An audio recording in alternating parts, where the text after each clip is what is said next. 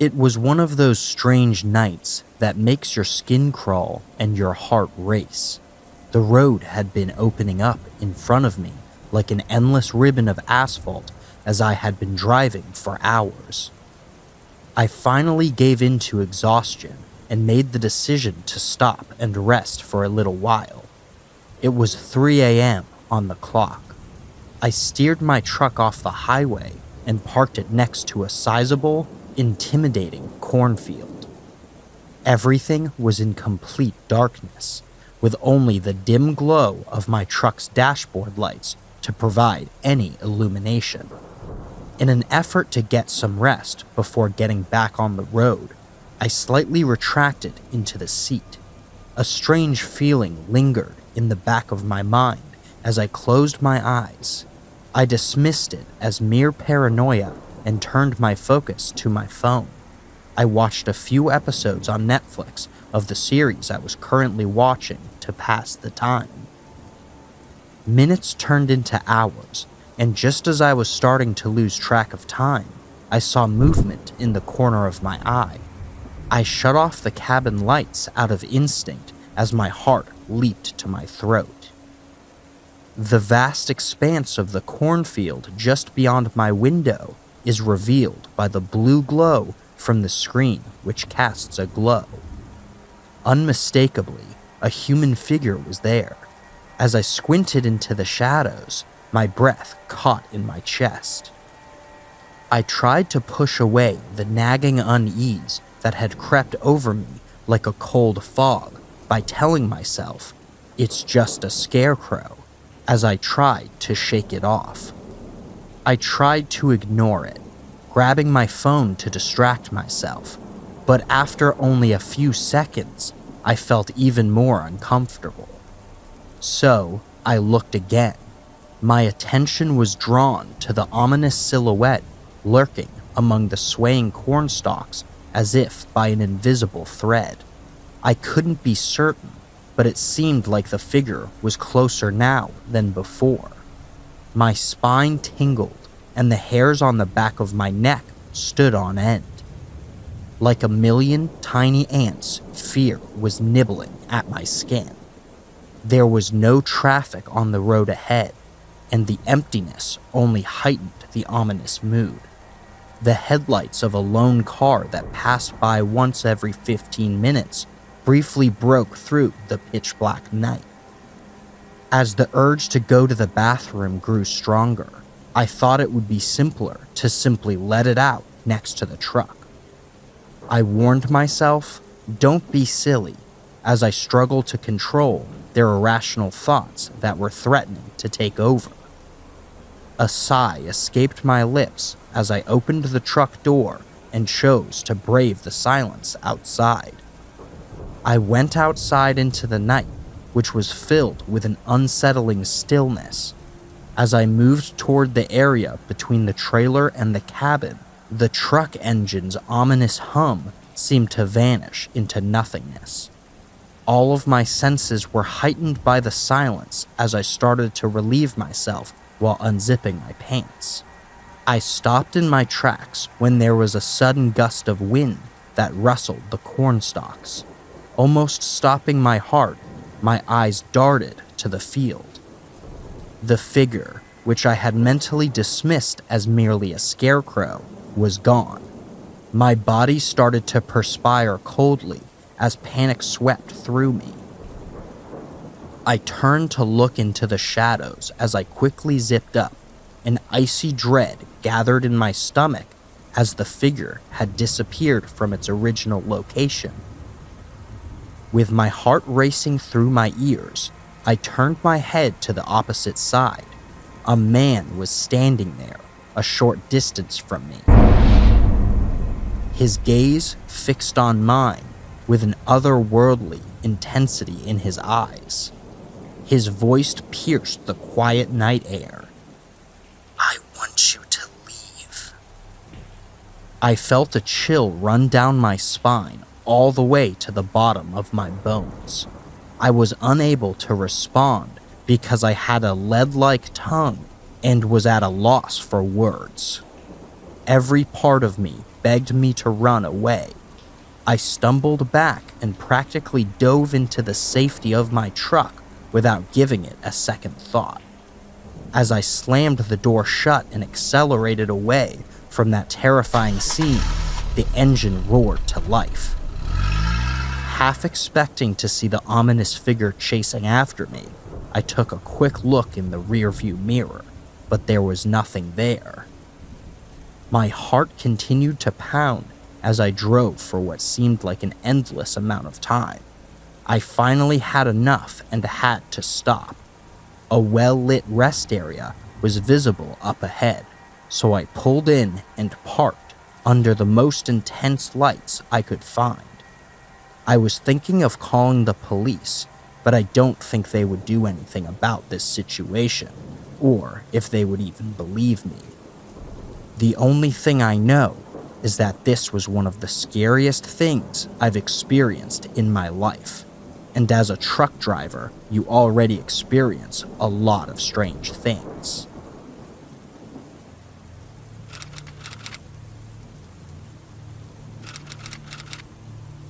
Considering that I've been driving a truck for about 22 years, I've witnessed plenty of crazy things while driving. But this particular instance, man, takes the cake. One of those peculiar nights when the rain fell so heavily that it seemed like the heavens were crying buckets. I had been driving for hours in an effort to complete my delivery on time. The road stretched out in front of me before it vanished into the pitch-black void. As I'm driving along, I noticed something up ahead, just a faint figure in the distance. As I approached, I see that it is a man who is drenched to the bone and is strolling by the side of the road, carefree. I've seen hitchhikers before, but this guy was different. It looked strange walking around here in the middle of nowhere with an eerie atmosphere. I pulled over after slowing down and rolling down my window to yell at him. Hey, you need a lift? His face was partially obscured by something strange as he turned to face me. He stared at me with those hollow eyes for a brief period of time without saying a word. Finally, without saying anything, he nodded and entered. As I observed his ragged appearance, I experienced goosebumps on my skin. Just wet clothes clinging to his frame, no coat, no umbrella. I asked, trying to start a conversation and dispel my apprehension. Where are you headed? His lips curled into a peculiar sort of smile as he shrugged. Not important. At that, I wrinkled my brow. Well then, where are you coming from? I got chills from his soft laugh which he made. From not so far away. Now, something about the way he responded to my question raised red flags in my mind, but I reasoned that perhaps the man was simply out of luck. I made an effort to block out the strange vibes and concentrated on the road, but every time I caught a glimpse of him out of the corner of my eye, he was simply staring out the window and grinning that unsettling smile. He suddenly laughed, as though he knew some inside joke that I wasn't aware of. I side-eyed him. What's funny, exactly? He turned to face me, his eyes gleaming in the dim dashboard light. I do that sometimes. I forced a hard swallow as my hold on the steering wheel grew tense. My gut was screaming at me to leave this situation because there was something very strange about this guy. I made the decision to refrain from speaking and permit some space for silence between us. My heart leapt into my throat as the truck swerved, tires skidding on the slick road, but then, out of nowhere, he yanked on the steering wheel. My knuckles turned white as I fought with all my might to regain control. I succeeded in keeping us on the path, but by that point, I was drenched in sweat. As panic tore at my chest, I cast a quick glance at him. What are you doing? As he pulled a knife out of his pocket, he giggled once more as if it were nothing out of the ordinary. My veins were being flooded with adrenaline as my mind was racing. Before I could react, he lunged at me, even though I knew I had to leave the area. I attempted to jump out of the truck, but his knife sliced into the back of my leg, sending a lightning-fast wave of pain through me. I stumbled out of the truck as blood mixed with rain on the ground.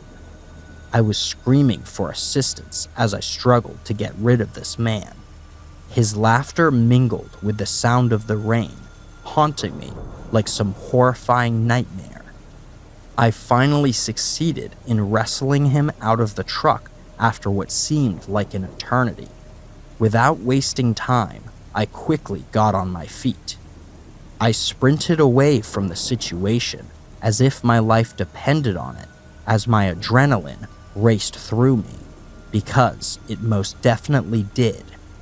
I was completely out of it, and panic drove everything I did. My hands shook as I fumbled for my phone and dialed 911. The person who answered the phone assured me that help was on the way in a calm voice. But just as I was regaining my breath, I noticed the flashing lights up ahead. A police car was already coming towards me, which was crazy because I had just called 2 minutes before. They stopped past me and asked if I had seen anyone. I explained what had happened, and I had to get in immediately. The police officers drove to the place where everything had happened. While they explained to me that someone had escaped from a mental institution a little further away, and that they were already looking for this person. It would be someone who starts attacking people out of nowhere and really enjoys it. My heart sank as I realized how close I had come to something much worse than I could have ever imagined. Knowing that I might have only narrowly avoided a truly terrifying fate out there on that dark night, I experienced a mixture of relief and fear. I was later told that this man was brought back and transferred to a more secure facility, one where he couldn't easily escape and where there's more security. This night was a memorable experience that I won't soon forget, so be vigilant and trust your instincts the next time you're driving. You can never be sure what kind of horrors are around the next corner.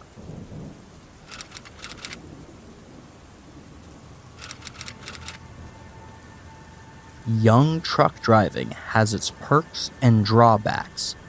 Exhilarating as it was to be on the open road, the long days and lonely nights could be draining. I was driving down a pitch-black highway that evening, feeling the hum of the engine beneath me and the monotony of the journey in front of me. My eyes were heavy with exhaustion, and my stomach was grumbling like an enraged beast. On the horizon, a dilapidated truck stop's neon sign appeared as a ray of hope. I steered my reliable rig into the parking lot with a sigh of relief. However, when it comes to food and sleep, beggars cannot be choosers. The location seemed to be stuck in the past, like a relic from long ago. When you entered, you could feel the fluorescent lights buzzing above you, and the room was glowing sinisterly. Although the menu board appeared to have seen better days, hunger has a way of making even the shadiest options seem appetizing. I chose a sandwich that looked like it belonged in a science fiction movie and returned to my truck with it. I took a cautious bite of the sandwich while I was still in the taxi. It didn't taste all that good, roughly as good as it looked. Yet, it succeeded in stilling my stomach's rumbling. Once my meal was finished, I opened my laptop and logged on. I should be able to pass the time by watching a few episodes of my favorite show before going to bed. The nighttime sounds appeared to get louder as the episodes progressed and the outside darkness grew deeper. In an effort to get some much-needed rest, I shut my laptop and sat back in my chair. A lullaby that should have put me to sleep was created by the truck's creaks and groans and far-off howl of the wind. But then it happened, a noise that roused me from my sleep. It sounded metallic, like hammers on a blackboard. I glanced out the window with my heart in my throat and noticed a figure passing my truck. He was dragging a metal tube along the side of my truck.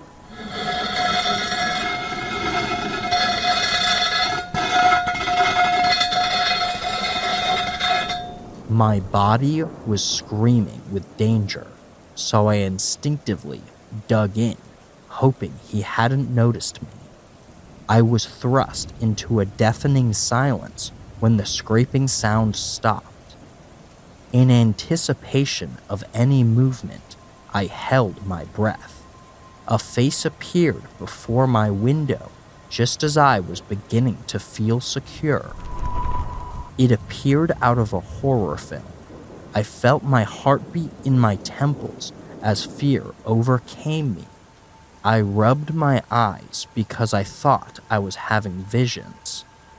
He was still there, and he was looking directly at me.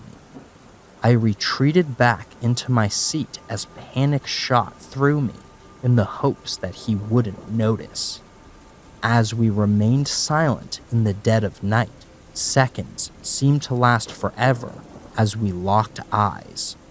He vanished in an instant after that. My seat jerked as a crash broke the silence. The man used his metal tube to smash my window, which caused glass to start falling on me. I tried to lock the door as he yanked it open as my adrenaline surged through me. He lunged at me with the bar, hitting me with a sickening thud that caused pain to spread throughout my body.